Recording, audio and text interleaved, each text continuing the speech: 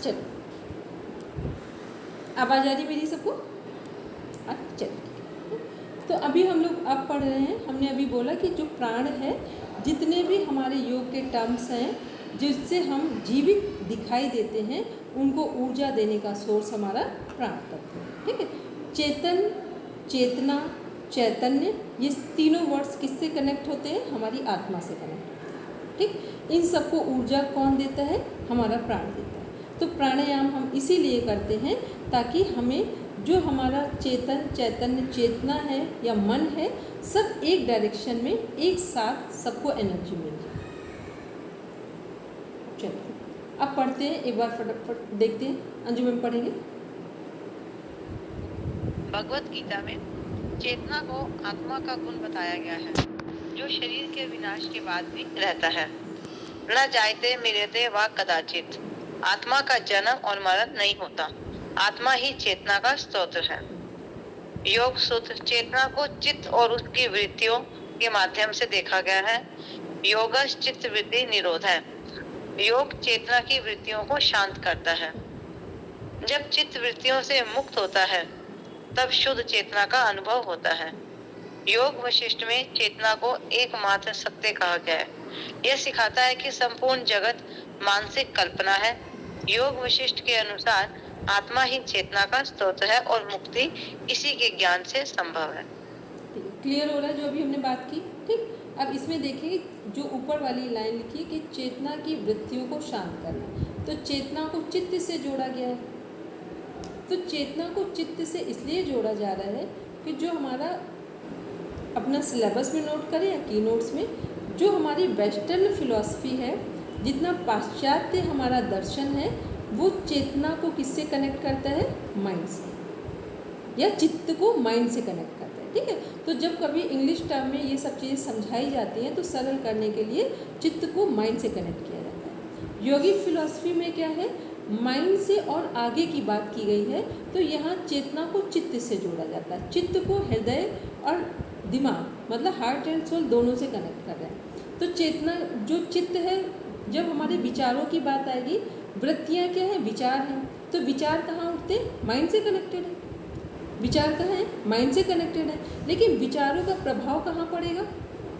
यदि आपने किसी से बहुत गुस्से में बोला, उसने भी आपसे गुस्से में कुछ कहा, तो जब वो व्यक्ति की, मान लो उसने कोई लूज वर्ड्स बोले, तो अब बातों बातों में लड़ाई हुई है, और जो लूज वर्ड्स बोले उनका प्रभाव कहाँ पड़ा है? आपके चित्त पे। अब वो चित्त पे पड़ा है। तो जो अच्छे और बुरे संस्कार पड़ेंगे वो कहाँ कलेक्ट होंगे?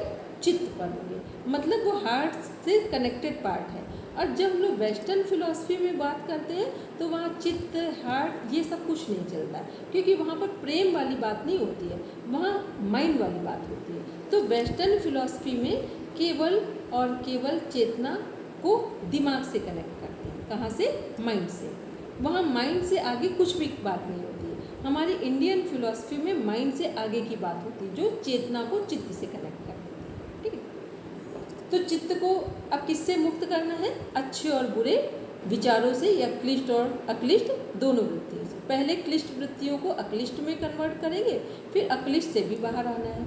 मतलब नकारात्मक विचारों को सकारात्मक में बदलेंगे, फिर सकारात्मक से भी मुक्त होना है। ये है हमारी इंडियन फिलॉसफी, भारतीय दर्शन। और वेस्टर्न में क्या है? बस अपने जो विचार हैं उनको नेगेटिव से पॉजिटिव करना है, पॉजिटिव के बाद कोई काम नहीं करना है। और भारतीय फिलॉसफी दर्शन क्या कह रहा है कि जब हम अच्छे और बुरे दोनों से मुक्त होंगे, तब हम मुक्त होंगे और फ्रीडम के साथ कोई भी काम कर सकते हैं। और वेस्टर्न फिलॉसफी क्या बोल रही है कि बस हमारे नकारात्मक विचार सकारात्मक में कन्वर्ट हो जाए, अब सकारात्मक से मुक्त नहीं होना है। क्लियर है ये बात जो अभी हमने बोली?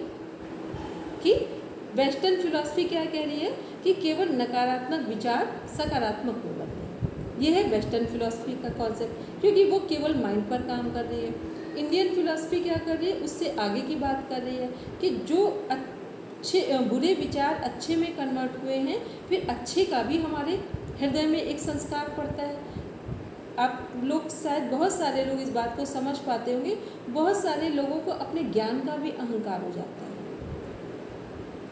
ये बात कितने लोगों को लगता है सही बोला है? बहुत सारे आप अपने समाज में, घर में लोगों को देखते होंगे कि कुछ उन्होंने अच्छा कोई अचीवमेंट ले लिया, कुछ दिमाग उनका अच्छा काम कर गया, तो उन्हें उसका भी अहंकार हो जाता है। तो इसलिए यहाँ पे, जबकि अगर कोई अच्छा व्यक्ति है, ज्ञान है उसके पास, तो ज्ञान तो हमेशा सकारात्मक ही होता है। फिर ऐसा क्या है कि ज्ञान सकारात्मक होने के बावजूद भी उसको अहंकार हो रहा है। इसका अर्थ हुआ कि ज्ञान भी हमारे अहंकार का कारण बन सकता है। तो जब हम लोग वेस्टर्न फिलॉसफी की बात करते हैं तो वहाँ क्या है, दो कॉन्सेप्ट है कि नकारात्मक विचारों को सकारात्मक में बदलना है। बस माइंड यहाँ तक पूरा हो गया। इंडियन में क्या बात कर रहे हैं कि सकारात्मक विचारों से भी मुक्त होना है, ताकि हमें अपने ज्ञान का अहंकार ना हो जाए। क्योंकि जब भी ज्ञान में अहंकार आ गया, कुछ दिखावे की भावना आ गई, यदि ज्ञान आपको झुकना ना सिखाए तो समझ लेना ऐसे ज्ञान से तो अज्ञानी रहना अच्छा है। ठीक है, क्योंकि ज्ञान पहला कॉन्सेप्ट क्या देता है, विद्या ददाति विनय, कि जो भी हमारे पास है वो कुछ भी नहीं है। अभी हम आपको पढ़ा रहे हैं, आपको क्या लगता है, सच मायने में हमें कुछ भी नहीं आता है। ज्ञान को आप जब देखेंगे ना, जो सिंसियर लोग हैं उनके सामने कुछ भी नहीं आता है। ठीक है, बस इतना है कि हमने जो पढ़ा है उसको एक थोड़ा सा सरल शब्दों में समझा सकते हैं, और कुछ भी नहीं है मेरे पास, तो यहाँ हम है ही क्या। तो ऐसे ही कभी भी जीवन में कुछ भी मिले, यदि उसका ईगो आ रहा है, माइंड के लेवल पे आ रहा है, तो ये क्या है, ये हमें हमारे पतन का कारण बन गई। तो वेस्टर्न फिलॉसफी केवल नकारात्मक को सकारात्मक तक चेंज करने में काम करती है। इंडियन क्या कर रही है कि नकारात्मक से सकारात्मक, जिसे संप्रज्ञात समाधि बोलते हैं, और फिर सकारात्मक विचारों का मतलब क्लिष्ट से जो अक्लिष्ट वृत्तियां हैं उनसे भी हमें मुक्त होना सिखाते हैं। ठीक, मुक्त होने से क्या होगा, हमारे अंदर हम सब कुछ तो रहेगा, काम भी अच्छा करेंगे, लेकिन ईगो से मुक्त हो जाएंगे, ईगोलेस हो जाएंगे। और जितना जितना व्यक्ति ईगोलेस होता जाता है उतना वो सबके हृदय में जगह बनाता है जाता है। ठीक है, पूरा हो गया कॉन्सेप्ट कि ये चेतना क्या है हमारी, ये चेतना सारे दर्शन में कैसे काम करी, और सभी तरह के जितने भी हम लोग यौगिक दर्शन पढ़ेंगे सब में चेतना क्या कर रही है, हमें मुक्ति दिलाने के लिए काम कर रही है कि कैसे हम अपनी चेतना को चैतन्य कर लें और मुक्त हो जाएं। मुक्त किससे होना है, अपने ईगो से मुक्त होना। केवल अहंकार से मुक्ति ही रियल में मुक्ति का नाम। जो व्यक्ति अहंकार से मुक्त हो गया वो यही मुक्त है, जो अहंकार से मुक्त नहीं हुआ उसे मुक्त नहीं कहा जाता है। तो वो हमारे योग दर्शन में चित्त का कॉन्सेप्ट है, योग वशिष्ठ में सत्य मानसिक कल्पना है, श्रीमद् भगवद गीता में भी वही है। ऐसे हम लोग जितने दर्शन सब पढ़ते जाएंगे, सब में अलग अलग चीज़ें हैं, लेकिन टोटल का जीस्ट क्या निकल के आया कि हमें अपने ईगो को पूरी तरीके से समाप्त करना है। और किसके माध्यम से समाप्त करेंगे, योगाभ्यास के माध्यम से।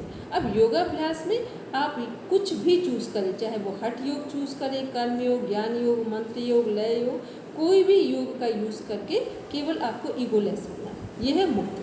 ठीक है, तो मनोविज्ञान कहाँ शुरू हुआ था, पहले हमने मनोविज्ञान देखा, मन का विज्ञान जो हमारा वेस्टर्न फिलॉसफी का पार्ट है, फिर हमने इंडियन मनोविज्ञान को, भारतीय मनोविज्ञान को देखा जो हमारी मुक्ति पर काम कर रहा है। ठीक, वेस्टर्न फिलॉसफी किस पर काम कर रही है, केवल हमारे नकारात्मक विचारों को सकारात्मक तक लाने में, और इंडियन फिलॉसफी क्या कर रही है, हमारे सकारात्मक विचारों से भी ईगोलेस कर रही है। बस भक्ति योग ये भी एक माध्यम है, भक्ति के माध्यम से भी ईगोलेस हो सकते हैं। ज्ञान योग में क्या है, विवेक और वैराग्य। जितना जितना वैराग्य किससे होना है, यहाँ पर भी ईगो ही से ही वैराग्य होना है। अंतिम क्या होता है, व्यक्ति के अंदर सबसे सूक्ष्म क्या है, दो ही चीज़ें सबसे सूक्ष्म हैं जो उसको दिखाई नहीं देती हैं, जिससे उसका पतन होता है। पहला जेलसी, ईर्ष्या, उसके बाद आता है ईगो। ठीक है, ईर्ष्या इतना छुपा हुआ एक पार्ट होता है हमारे जीवन में जिसको हम समझ ही नहीं पाते हैं और हम पीछे आते चले जाते हैं। फिर लास्ट में है हमारा ईगो।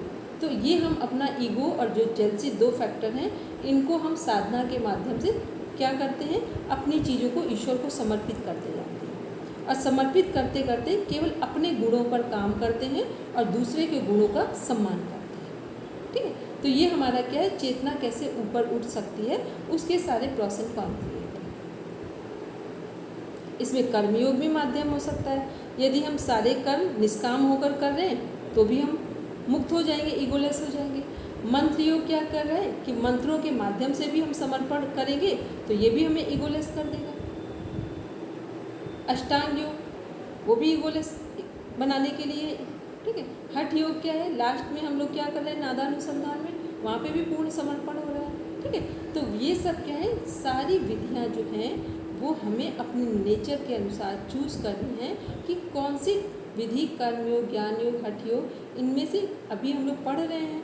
फिर पढ़ते पढ़ते ही हम अपने जीवन के लिए चूज़ भी कर सकते हैं कि कौन सा योग हमें जीवन में सरल बना सकता है। अब हम लोग देखते हैं इसमें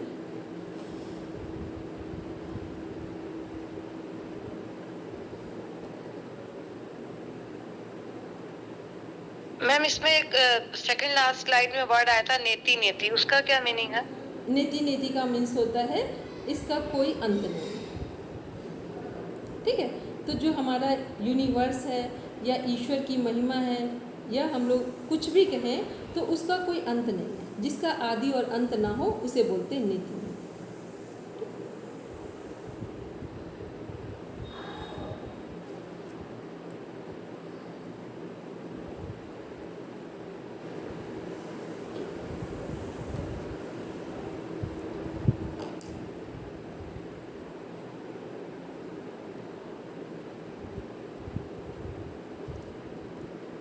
इसमें कुछ चीज़ें देख लेते हैं, फिर बाकी का कल कवर करेंगे। योगा फॉर स्ट्रेस मैनेजमेंट, कि स्ट्रेस मैनेजमेंट में योग कैसे हमें सपोर्ट करते हैं। अच्छा ये बताइए, केवल कुछ चीज़ों को पर बात करते हैं, बाकी कल पूरा देखेंगे कि स्ट्रेस के कितने प्रकार हो सकते हैं। कौन कौन से? यू स्ट्रेस और डी स्ट्रेस। और स्ट्रेस क्या है कि यू स्ट्रेस क्या सबके जीवन में होना आवश्यक है। यदि यू स्ट्रेस नहीं होगा तो कोई व्यक्ति समय पर ऑफिस नहीं पहुंचेगा। यू स्ट्रेस नहीं होगा तो बच्चों को हम स्कूल टाइम से नहीं भेजेंगे। मतलब यू स्ट्रेस क्या है, एक तरह की वो हमारी गाइडलाइन है जिसके तहत हम केवल सही से काम करते हैं। यू स्ट्रेस ना हो तो एक दिन यदि 1 घंटे के लिए यू स्ट्रेस हटा दिया जाए तो आप समझ लें एक दिन में ही पूरी दुनिया की जो व्यवस्था है वो क्या हो जाएगी, अव्यवस्था में बदल जाएगी। तो इसलिए यू स्ट्रेस का होना मस्ट है। डी स्ट्रेस क्या है, जब हम यू स्ट्रेस की लाइन पर हम कंटिन्यूटी से काम नहीं करते हैं, बार बार काम को पोस्टपोन कर रहे होते हैं, कोई भी कारण हो तो यू स्ट्रेस किस में कन्वर्ट हो जाएगा, डी स्ट्रेस। ठीक है, you stress sudden D stress में नहीं आता है। जब हम लगातार हैबिचुअल हो जाते हैं, आज का काम कल का काम परसों, आज इसकी बात कल उसकी बात, ऐसे सब जगह हम रिस्पॉन्ड नहीं करते हैं समय पर, तो यू स्ट्रेस किस में कन्वर्ट हो जाएगा, डी स्ट्रेस में। और डी स्ट्रेस क्या है हमारा, डी स्ट्रेस की एक डेडलाइन है। यदि 15 डेज से 3 मंथ्स में डी स्ट्रेस को रिकवर नहीं किया गया तो ये डी स्ट्रेस किस में कन्वर्ट हो जाएगा, एंजाइटी। ठीक है, और एंजाइटी को विद इन 15 डेज से 3 मंथ्स तक में रिकवर नहीं किया गया तो एंजाइटी किस में कन्वर्ट हो जाएगी, डिप्रेशन। ठीक, अब डिप्रेशन में जब कोई व्यक्ति पहुंच गया तो अब केस कैसा हो गया, क्रिटिकल हो गया। ठीक है, एंजाइटी तक रिकवर किया जा सकता था, लेकिन डिप्रेशन में जाते ही जो हमारे बॉडी का पूरा सिस्टम है, बॉडी और माइंड का, अब हमारे कंट्रोल से बाहर हो गया, बॉडी का भी और माइंड का भी। ठीक है, अब यहाँ पर क्या है, जो गट है वो बॉडी में कनेक्ट हो रही है और ब्रेन है वो माइंड में कनेक्ट हो रहा है, तो दोनों ही हमारे डिस्टर्ब हो गए। तो जब दोनों डिस्टर्ब हो जाएंगे तो ये केस अब नॉर्मल नहीं रहा।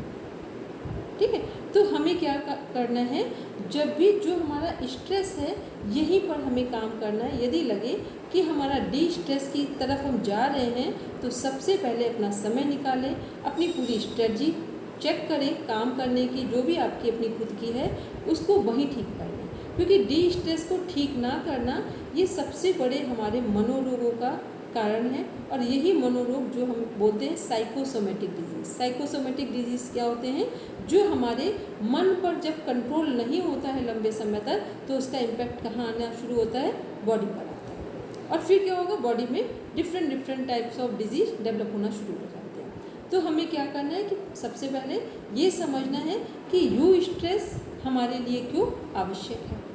यदि हम सुबह से, आप लोगों ने खुद भी माइंड किया होगा, जिस दिन आप अर्ली मॉर्निंग उठते हैं और सिस्टमेटिक आपने काम कर लिया, उस दिन ऐसा लगता है दिन बहुत बड़ा लग रहा है। और जिस दिन आप अर्ली मॉर्निंग समय से नहीं उठे, 1 घंटे 2 घंटे लेट उठे, अब पूरा दिन आप देखेंगे कि ऐसा लगता है एक अव्यवस्था हो गई है काम में। तो ये क्या है, ये हमारा यू स्ट्रेस बता रहा है कि कैसे यू स्ट्रेस डी स्ट्रेस में कन्वर्ट करें। तो फिर हमें क्या करना है, अपने आप से चेक करना है कि डी स्ट्रेस को हम खुद ही ठीक कर सकते हैं। इसके लिए हमें किसी के सपोर्ट की आवश्यकता नहीं है, क्योंकि हमें पता है कि मेरी दिनचर्या है, मेरा पूरा प्लानिंग है। तो जहाँ हमें डी स्ट्रेस दिखाई दे रहा है, तो सबसे पहले डी स्ट्रेस को चेक करके यू स्ट्रेस में जाएंगे कि यू स्ट्रेस को सामने रखते हुए डी स्ट्रेस को रिकवर कर लेंगे। ठीक है, इतनी बात सबको क्लियर है कि यू स्ट्रेस क्या है हमारा, डी स्ट्रेस क्या है, और डी स्ट्रेस कितने दिनों में एंग्जाइटी में कन्वर्ट होगा, और एंग्जाइटी कितने दिनों में हमारी डिप्रेशन में कन्वर्ट होगी। और डिप्रेशन क्या है, जो मनोविज्ञान हमारा जितने माइंड से रिलेटेड हमारे डिसऑर्डर्स हैं, उसमें एंग्जाइटी तक ठीक था। एंग्जाइटी के बाद क्या हो रहा है, अब जो डिसऑर्डर आएगा वो क्या है, वो टाइम टेकिंग प्रोसेस है, क्रिटिकल केसेस में कन्वर्ट हो रहा है। तो हमें सुधार जब तक हम नीचे हैं वहीं पर कर लें। तो नीचे का मतलब जो हमारा स्ट्रेस का लेवल है वहाँ कर लें। तो हमने टाइप्स पूछे थे, तो आपने टाइप्स बोले थे। अब हम ये कहें कि स्ट्रेस किन किन चीज़ों से हो सकता है, तो कौन कौन बता सकता है किन किन चीज़ों से हो सकता है? मैम, जब हम अपनी एक्सपेक्टेशन से ज्यादा काम को सोच लेते हैं या सोचते हैं कि हम ये काम कर लेंगे, हो नहीं पाता। Very good. और समय प्रबंधन है, टाइम मैनेजमेंट है, और भी बहुत से फैक्टर्स है, वातावरण भी उसमें इफेक्ट करता है स्ट्रेस में। और स्ट्रेस के अगर हम लोग कॉस्ट मनोविज्ञान फैक्टर पे जाएंगे, तो अंजू मैम ने जो अभी एक बात की, स्ट्रेस के कॉस्ट फैक्टर में 4-5 चीज़ें कनेक्ट होती हैं। उसमें से एक बायोलॉजिकल कारण भी है। ठीक है, कि हमें हमारे घर में ऐसा माहौल बना हुआ है 2 पीढ़ी 3 पीढ़ी से कि कोई व्यक्ति खुश रहना पसंद ही नहीं करता है, या बीमारी लगातार है, तो बायोलॉजिकल कारण भी है। फिर कुछ हैं हमारे जो एटमॉस्फेयर से आ रहे हैं, वातावरण से आ रहे हैं, वो भी एक कारण है। फिर ये हो गए नीचे। फिर 3rd नंबर पे वो कारण है जो नेचुरल डिसास्टर से आते हैं। ठीक है, जहाँ हमारा कोई कंट्रोल नहीं है। फिर 4th नंबर पे वो कारण है जब हम अपने आप को समझने का प्रयास नहीं करते और अपनी क्षमताओं को देखने का प्रयास नहीं करते। ये क्या है, ये मूल कारण है। यदि हम अपनी क्षमताओं को देख लें तो हम किसी से कंपेयर नहीं करेंगे। ठीक, जो बड़ा कारण है वो क्या है, यदि हम अपनी क्षमताओं को देख लें कि हमारे अंदर क्या क्या कैलिबर है, क्या क्या पोटेंशियल है, तो हम दूसरों से कंपेयर नहीं करेंगे। और दूसरों से जिस क्षण कंपेयर करना छोड़ते हैं, उसी क्षण हम मुक्त हो जाते हैं। ठीक, अब इसमें बहुत योग की आवश्यकता नहीं है कि हम पूरा अष्टांग योग फॉलो करें। ठीक है, कंपेयर करना छोड़ दीजिए, अभी बैठिए 5 मिनट विचार करिए, कोई कंपेयर नहीं किसी से, यही मुक्त। ठीक, क्या पॉइंट बताए? 3 तो हो गए, वातावरण, नेचुरल डिजास्टर और अपनी क्षमता को समझना। एक पॉइंट और क्या था? एक हमने बोला था जो बायोलॉजिकल कारण है, जिसे हम लोग बोलते हैं जेनेटिक। ठीक है, वो भी कारण है। तो ये क्या है, ये 4 वो चीज़ें हैं जो हमारे स्ट्रेस के लिए कॉज फैक्टर डेवलप करते हैं। फिर सिम्टम में दुनिया के 10,000 सिम्टम हो सकते हैं सबके लिए। ठीक है, किसी के लिए हंसना स्ट्रेस का कारण है, किसी के लिए चुप रहना स्ट्रेस का कारण। कुछ लोग होते हैं ना घर में बहुत हंसो तो उनको लगता है हंसना बंद करो। ठीक है, तो उन्हें स्ट्रेस हो रहा होता है। कुछ लोग को लगता है बहुत चुप रहोगे तो हमें स्ट्रेस हो जाएगा। ठीक है, तो स्ट्रेस के कारण दुनिया में हर व्यक्ति, जितने व्यक्ति हैं उतने व्यक्तियों के अनुसार स्ट्रेस हो सकता है। ठीक है, अब हम लोग कल बात करेंगे, बहुत इंटरेस्टिंग टॉपिक है हम लोगों का मनोविज्ञान का। ठीक, चलिए शांति पाठ करेंगे। मंजू मैम, आपने किसने शुरू किया था? मंजू मैम आपने किया था? मैंने किया था मैम। मैम आपने किया था, करिए। सभी अपनी स्पाइन को स्ट्रेट रखते हुए